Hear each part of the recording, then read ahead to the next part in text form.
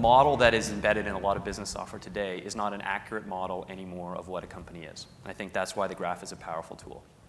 So before Rypple, I was part of building a company called WorkBrain. It was a traditional enterprise software company. Citigroup used it, Walmart, Target, Best Buy, and we used it to track time for millions of employees, figure out how to pay them, schedule them, and things like that.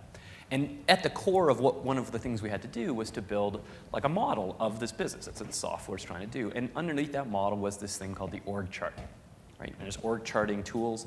And it's a dominant metaphor for how people inside companies think about what they're doing in their company. I mean, think about how many meetings are spent trying to reorg the org chart, designing, moving those same charts around. But it's not the same graph that's being drawn in that wall in Facebook. It's a hierarchy, right? There's the general at the top. Oh, sorry, it's the CEO at the top. But that's where it came from, right? It's the military.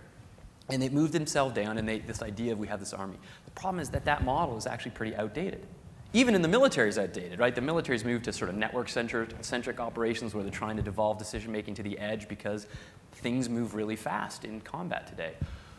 The most fast-moving businesses, the most agile businesses, stop thinking about themselves as an org chart. And it doesn't mean that they have abandoned hierarchy. There still is decision-making authority vested in people by nature of their title. It's just that it's a lot less relevant.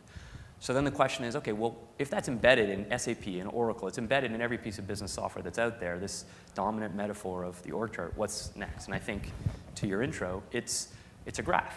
It's a graph of relationships and influence. It's a graph of all sorts of data about the organization, right, that people are part of.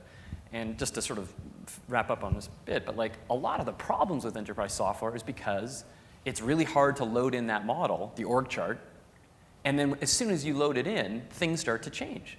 I mean, that's like half the business software out there is like, well, it doesn't really accurately represent the team that I'm on. I mean, yeah, it has me in that org, but really I'm working on this team for the next 2 months.